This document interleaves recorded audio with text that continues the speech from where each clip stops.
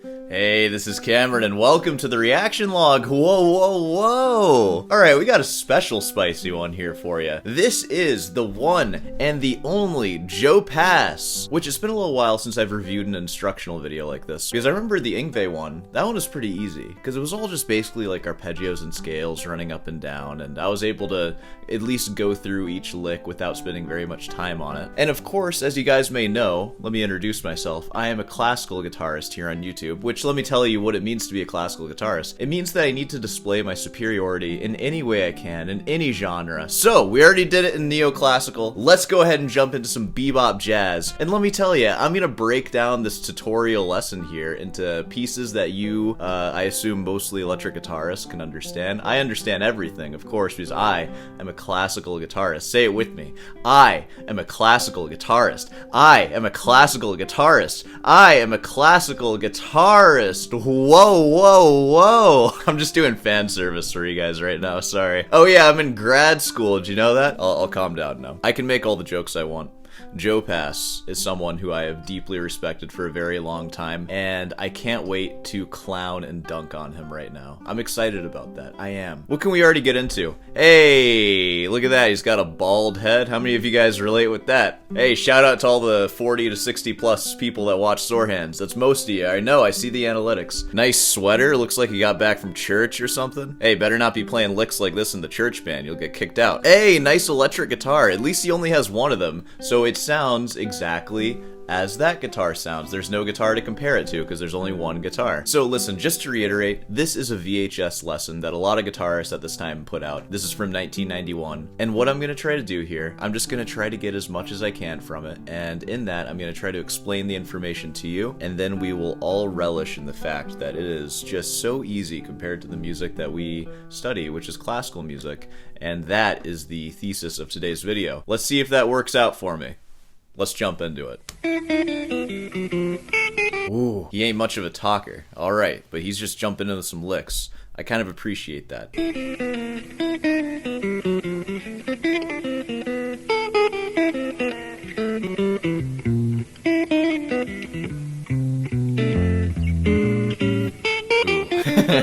Oh man, I think this is gonna be a little harder than the Yngwie video. Joe Pass, can you just shred an A minor arpeggio so I could actually play it, please?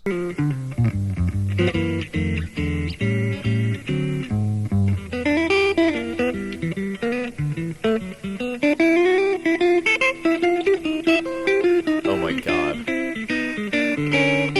Oh my god, dude, he's so crazy! Oh my goodness. You guys see why, like, the last reaction video I put out, it was on, what's his name? Oh my god, what's his name? Mike Dawes, there it is. And I was just getting really bored with it musically. Like, oh man, you're not gonna see that here. Like, it's so crazy. Ooh, this is just the introduction. See, and this might not be a very fair comparison, but one of my friends sent me one of Mike Dawes' tracks that he liked when he was a teenager, and he said that you should react to this to give him like a fair chance, because I know that this is like really good, has really nice dynamics, and I just listened to it, in fact, and hearing that, and then hearing Joe Pass just like with perfect fluency just move through these complex structures like some like just inhuman like angel is what he sounds like. It's just like I can't even comprehend it. It's like my whole life I've been wandering in a desert, starving and thirsty, and he's like an angel. That's how I feel listening to Joe Pass. But then before this, hearing Mike Dawes' like bluesy track, I think it was called like Shred Blues or something. Let me look it up. Okay, it was called Shred Boogie. This is not supposed to be a Mike Dawes roast right now, but just like I'll play a little bit.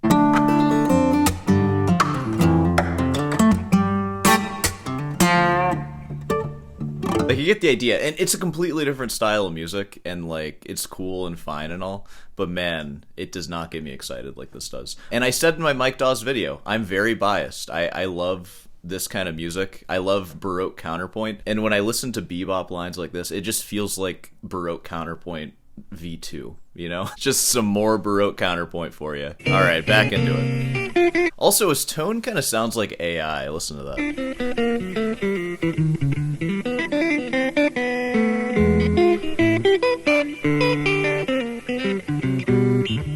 Oh my god. Dude, the bass is so articulate. It's so like as if a bass player is playing that on his own and studied his whole life just to play that simple line. It is so purposeful in the articulation of every note.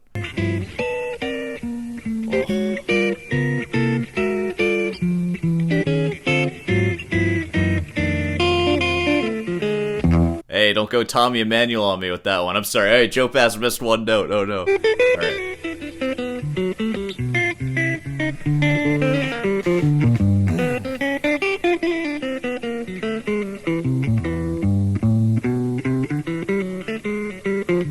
You really get an idea for what I do and don't respect, don't you? It's hard for me to hide.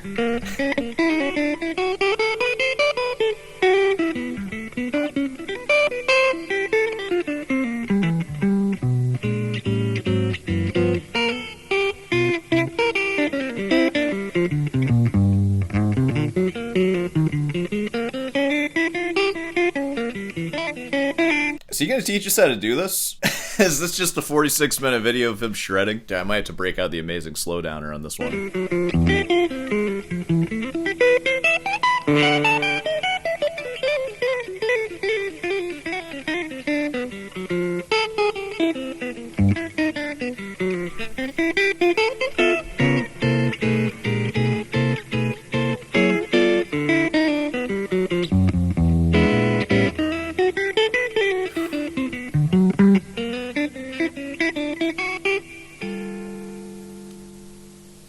My lord.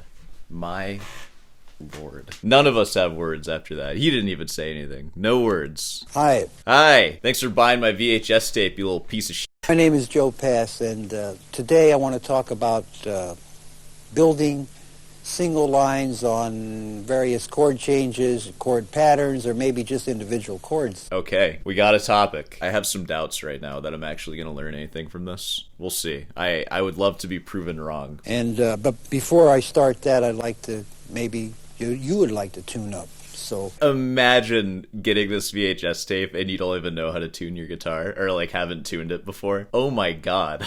No, that is just absurd. Here's a note to tune up with. It's A. Alright, I'll take it. Hold on. Thanks for telling me the name of that, because I wouldn't have known. Because I'm a dummy. Close enough.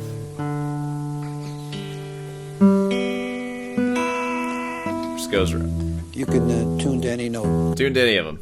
Hey, it's your pick. I gave y'all 6. Pick one of them, though. All right, I think we're all tuned up. Usually I use a tuner to tune up with. I find that's the best way for me, or else I give my guitar to a friend and have them tune it. Joe Pass hasn't tuned a guitar in 50 years. Also, I thought that it was the hair that gave you guitar skills, but it clearly isn't in this case. So it makes me wonder, like, how much is this holding me back? I'm being confronted with a lot of scary things right now. And then there are other ways of tuning that is with harmonics.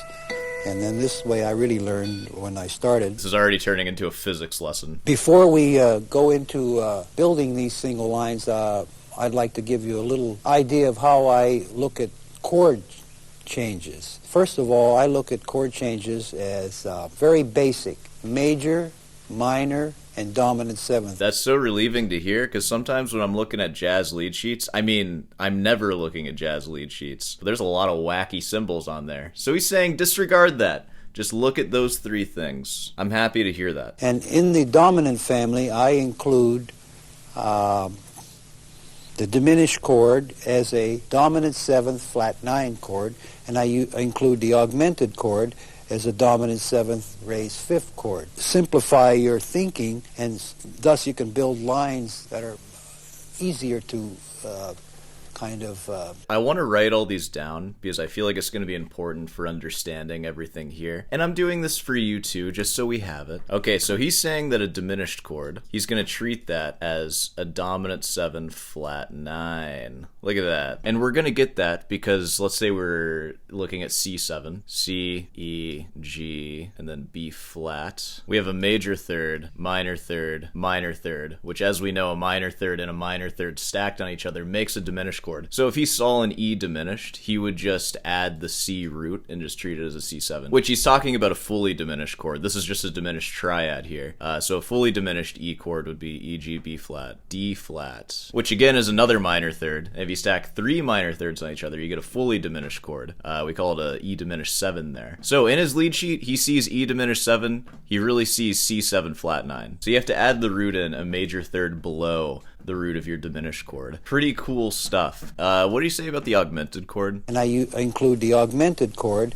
as a dominant 7th raised 5th chord. All right, so augmented is a 7 sharp 5. And the reason why, let's use C again. So C, E, G, B flat, which we're going to have a sharp 5 now.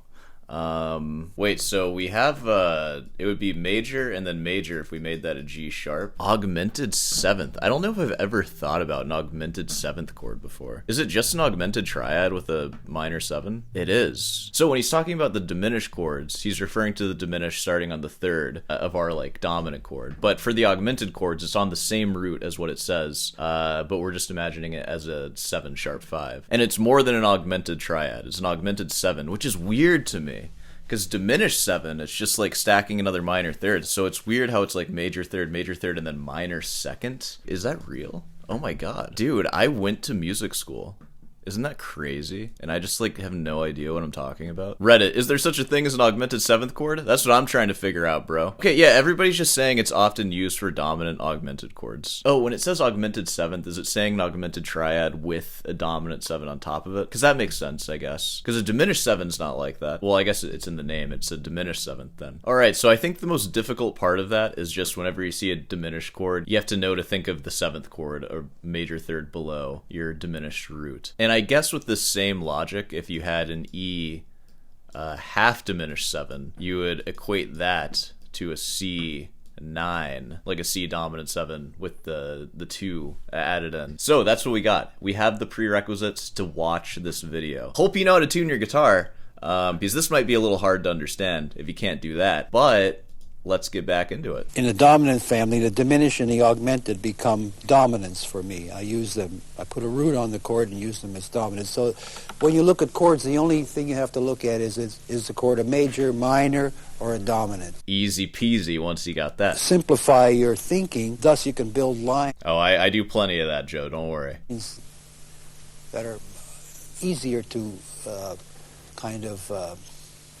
before I finish this portion and we go on to tape some lines for you on these major, minor, and dominants, I'd like to talk a little bit about my right hand. I did not think we were going to get into technique in this. I have notoriously talked about how jazzers never talk about technique because, like, I don't know, I just don't see it that often, I guess. And I can also see from their hands that I feel like they don't talk about it that often. But okay, Joe Pass is diving right into that. That's a great starting place. Technique. Cool. Case using my fingers, and I play mostly with my fingers, and it's a good idea. That's so great to hear. That's so great. I have said before, to learn to play with your fingers, finger style. It's not hard to do. You just put your hand on the guitar. I disagree. It's really hard to do. And sit there and watch the television set for a while, and your fingers will fall the way they are most comfortable, which is not the classical way. They will fall for yourself the way they are most comfortable. Okay, Joe.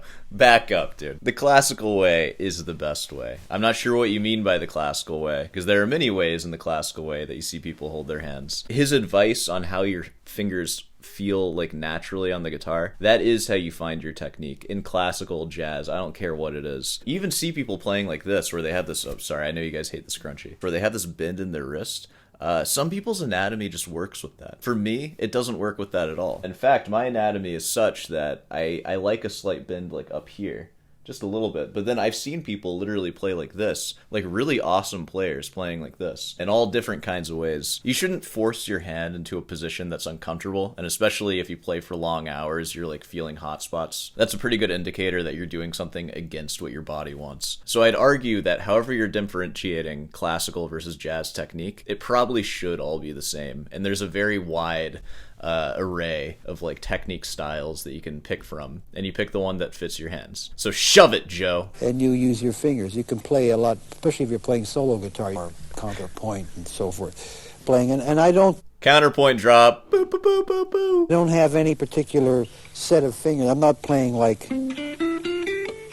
I sometimes play one finger, twice, two fingers, whatever's most comfortable. Yeah, I feel like a lot of classical people might, say that that's bad to do. There's nothing wrong with playing successive fingers like that, and you can even get it really fast. And in fact, some guitar, pedagogue people from back in the day would even have examples like that. I should be able to find some. Let me see. This is from my former teacher, Christopher Berg's book. But he has example of some of the historic guitar composers' examples of scales and how you should finger them. And it's kind of interesting comparing them back to back. Here's Carcassi and how he fingers a C major scale. And you can see P, the thumb is repeated quite a bit, which is pretty standard practice for any guitarist. But other than that, once you get on the high three strings, it's strict IM alternation. And even an IM alternation with kind of awkward string crossings, like you can see between the A and the B, going M and I is an awkward crossing. You usually want to go IM ideally. But you should know how to do any string crossing easily. But then if we look at Giuliani down here, how he fingers a G major scale, you can see that he's going I, and then M, and then another M after that. So repeated fingers. So again, that kind of fingering is common practice. Now, when you're playing jazz and soloing in this way, I guess it's sort of improvised, of course, so you might not be able to think about your fingerings as much, and you just kind of do what comes natural. If you are going to do wacky fingerings like that, I definitely recommend writing them into your score if you are reading from sheet music. Because stuff like that for me is harder to remember than just start on I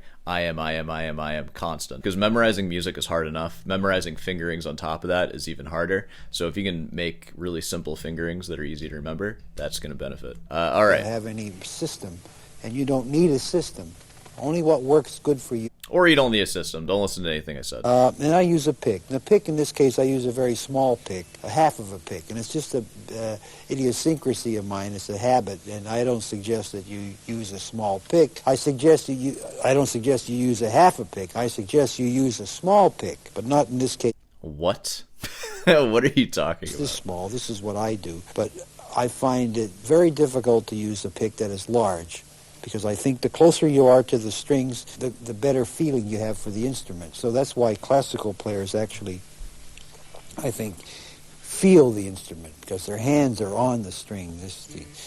Anyway, the pick is... Dude, heck yeah. A lot of classical mentions in this one. I love to hear it, man. And once again, he's talking about how you don't really need a system. Anything that Joe Pass says, where he says, you might not need or don't need something, and if I disagree and say, this is a good way to do it, keep in mind, I am way closer to you than you are to Joe Pass. We are basically the same. With enough practice, you could be me. With enough practice, I couldn't be Joe Pass. You couldn't be Joe Pass. Joe Pass is a legend, phenom, insane person who doesn't need anything, frankly. He needs no system because he's Joe Pass. I need a system. I'm Cameron. I gotta think about every move that I'm making, and I encourage you to do the same thing, because you ain't Joe Pass and I ain't Joe Pass.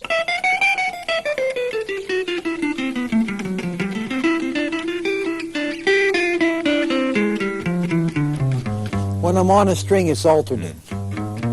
Down, up, down, up, down, up. When I change strings, it's down. Even though it should be alternate up and down, I don't do that, so... I don't know if there's a name for that, but it sounds like there should be. Economy? Is that what you call that? And is that true for if he's going from the first string to the second string? Let me try that. Which, by the way, Joe Pass has his special pick. I need to find my special pick. Here we go. This is one of the 2 picks that I own. One of them is just a standard Fender pick that I keep here. And then this is a tortoiseshell pick that one of my students gave me. It was Barry, the only student guest that I've had. And he said the only thing worse than owning a tortoiseshell pick is not using it. So I'm going to use it. Yeah, I guess that would be economy picking. Down, up, down, down. I wonder if he goes up when he's string crossing the other way, though. I got fast with a pick, when I played with a pick, but I feel like I was never as accurate as I should have been. Maybe economy picking is, the thing that I should have worked on. Because I always alternate pick. And then occasionally I'll use slurs to, help a mistake or a hiccup or something. But yeah, interesting. Maybe I'll work on my economy picking. Just kidding. I will literally never, ever do that. I always pick down, even if I'm going back. It's too... Really? Okay, Joe. I feel like that has to hold you back.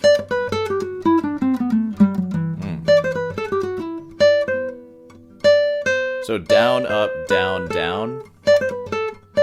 Down. Okay. Once in a while. That's crazy. Very seldom. So you find my playing has very little back picking. I think you get a lot of definition when you pick down.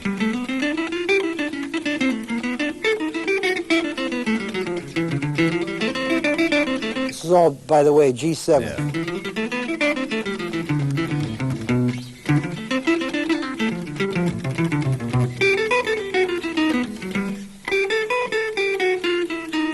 G7th augmented.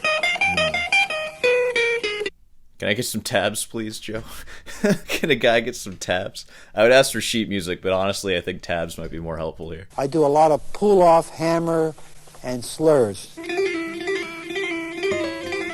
You have to strengthen this finger. I think the weakest finger for most players is this finger here. This. Really? Your third finger is the weakest finger? I feel like the third finger is like the strongest of your fingers because it's like so directly opposed to your thumb. You can put like the most pressure down. Versus your pinky though. I don't know. I guess your pinky is more independent. You guys can try this at home. Put your fingers on your guitar like this. He might be saying that because the third finger is the least dependent of your fingers. Like if you try to raise your fingers individually while keeping the others down, third finger has the hardest time. Maybe that's why it's weaker. But when it comes to like pressing strength, I feel like the third finger is quite strong.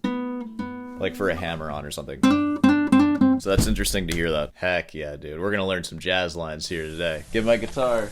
Okay, as I said, we would choose some chords and I will play some lines on them. First I'll start with just one basic change. And I'll keep everything in the key of C. Thank you for that. Since if I have a C major chord, it's major 7th, but I...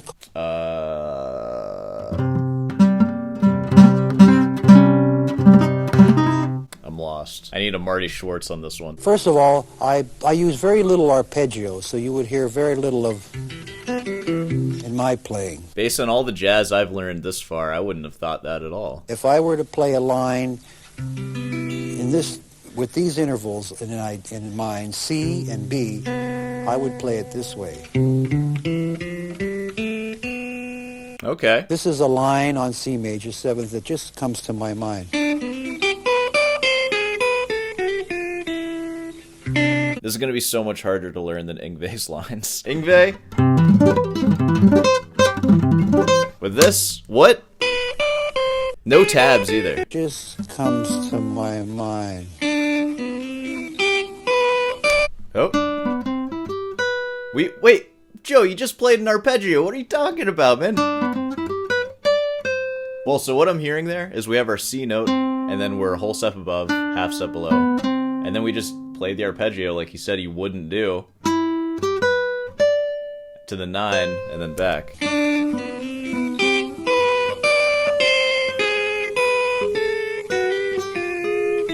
Oh, man. Oh. This doesn't come with a tab book. I might need to get my hands on that tab book, dude. He's playing it without rhythm now.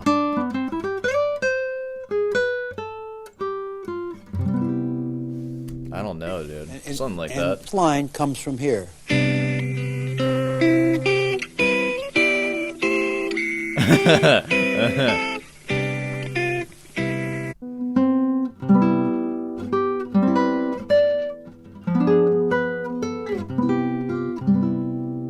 I don't know. I might not even get through one lick of this. This is crazy. You should also be able to play these lines in other places.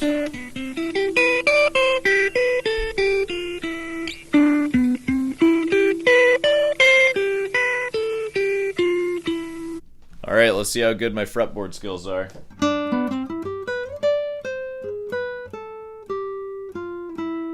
Can barely play it where I learned it.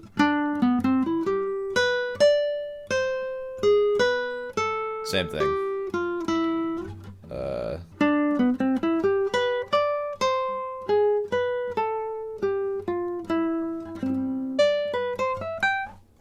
Oh, ran out of frets. Can't do it. Sorry. All right, Joe.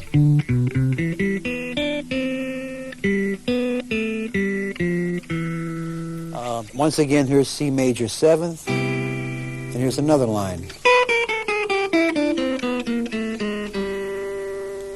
Wow. Yeah, dude. It's really hard for me to understand, like, where the divisions are.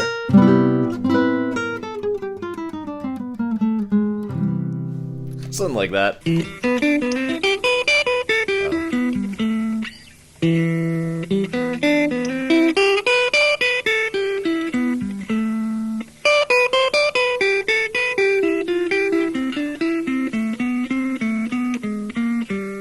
I love that sound. Very Mario Brothers.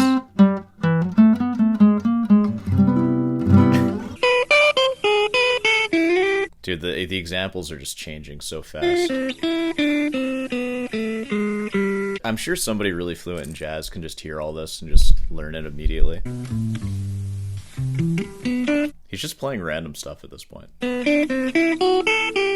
is, in this case, using the 11th.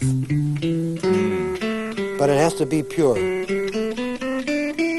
Gotta make it pure. I swear to God, if there's impurities in my 11, I'm gonna have a fit. I'll throw a cymbal at your head. We're just flying through them. You expect me to keep up with this? He didn't even think of these before this lesson. He just improvised all that, I'm sure. Okay, dude, that was 15 licks. It could have been 15,000 for all he cared, I'm sure. If you cannot repeat the line that you played, it is obviously not anything worth playing, because it means that it didn't come from your head, and it's not music. It's maybe a kind of a geometric movement, like some people will play 3 frets across, or things like that, which are exercises or movements, but they are not music. They are not, in a sense, your music, your identity. So if you can't repeat the line that you're playing, it means it's not in your head. It's not in your head or your heart or somewhere, so it doesn't make any sense. That's a good point, and I'll also reiterate what he said. Those exercises, though they aren't music, you can't have lines that you play on the guitar without some form of training and exercise. So it's a weird line. Like, we take these masters like this, and they do truly mean that. Like, this all comes from my head, and it feels like apart from anything else that I studied on the guitar. It's like brand new. But it's really not. It all comes from what you practice. Like, these great artists will try to tell you they learn their scales and rhythms from just listening to the Byrds or something like that. But it's never true. Everybody has a time where they practice a lot, and then they forget everything that they practice, and then it just kind of comes back in this feeling like organic way. At least that's how it works for me. And I know that's how it works for, like, a lot of people. Okay. I've been recording for a while, and I'm not going to make it through this lesson. I'm not. So, you know what? We looked at the major licks. I think we can just call it there, honestly. And I'm happy with that. I feel like we learned a little bit more about Joe Pass. I finally featured Joe Pass on the channel, which is pretty cool. I'm sure he'll be back. He's pretty crazy. In all honesty, I've been listening to him for a long time, and I've always been enamored by his playing. And he, as far as I'm concerned, is an honorary classical guitarist. I mean, look at how he plays. It's all classical, baby. All right, let's go ahead and wrap this one up here. Of course, if you made it this far, be sure to subscribe and leave a like. Hey, want some guitar lessons? I'm not going to teach you any of this crap. Or, in fact, I'm not going to teach you anything because I don't offer guitar lessons right now. But I do know people who are, my fellow graduate students, who will teach online classical guitar lessons. So if you want to be hooked up with them, feel free to reach out. Of course, Rutin's Delight, if it's still December, which it should be, there's a sale for 15% off. So be sure to take advantage of that, and there'll never be another sale again. Just kidding, there will be. Of course, feel free to leave some comment questions or suggestions for stuff to react to next. And of course, the questions are for practice logs. I'll answer your questions in those videos. And yeah, alright, well, I'll see you in the next one.